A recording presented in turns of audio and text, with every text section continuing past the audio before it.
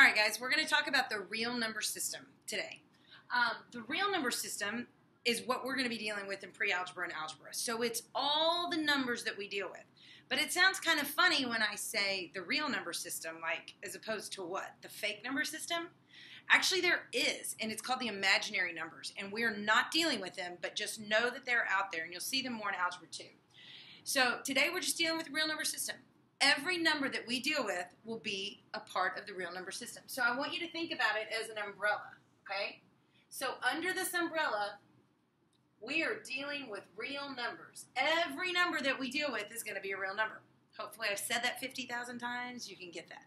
All right, now, we're going to break it down into categories. So we have two different types of real numbers, and they're going to fall in two categories. They're either going to be irrational or they're going to be rational. So let's start there. Rational numbers can be put in the form of A over B, where B is not equal to 0. Why can't B be equal to 0? Because you can't divide by 0. In fact, if I take a calculator, my handy calculator, and I type in 5 divided by 0, I don't know if you can see that, but it comes up and it says error. That's because you can't divide by 0. So it can be put in the form of A over B, where B can't be 0. And that's a whole bunch of numbers if you think about it. For example, if I have 2.4, can I turn that into the form A over B? Sure. Because this is really 2 4/10. And then I can turn it to an improper fraction, 10 times 2 plus 4, and I get 24 over 10, which fits the form A over B. So, decimals that end 2.4 fit the form A over B. Okay? Let's look at another example. What about 0.2 repeating? Does that fit the form A over B? It does. There's a shortcut, and we talked about it at the beginning of the class, at the beginning of the year. And to put this into fraction form, it really looks like 2/10, right? But because it's repeating, we're going to say it's 2/9, and that would give us the same value.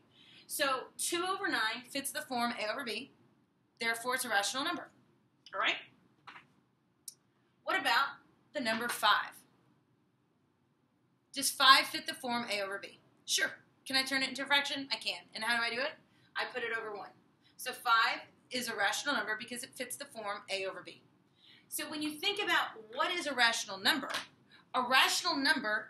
is anything that fits the form A over B. And the decimals, they either terminate, like 2.4 example, or they repeat, like the 0.2 repeating. Okay? So they terminate or repeat. So what is an irrational number? Well, in your notes, you'll look at the definition for irrational number. And I'm going to say this twice, and you can slow down the video, but I want you to write this down. An irrational number is the set of numbers which contains, I'm sorry, I was giving you the definition of a real number. If you want to write in the real number, what is a real number? A real number is the set of numbers which contain all rational and irrational numbers. That's what a real number is. Okay, so pause that and go back if you didn't get that written down. What's an irrational number? An irrational number are decimals that never terminate and have no repetition. Okay, they never terminate, they don't have any repetition. Like pi.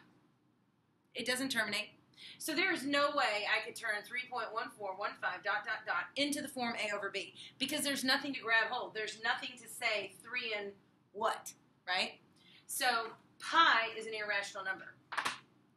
Any square root that is not perfect, like the square root of 17, if you have an imperfect square root, it's irrational. So those are the two that I need you to remember. So it's those it's like those mumbo jumbo numbers. They never terminate, they never repeat. Okay, that's irrational. And we've already talked about rational. I'm going to stop this video, and I want you to make sure you understand the real numbers and how we branch them into irrational and rational numbers. So here's what I want you to come away with. Can an irrational number ever be rational?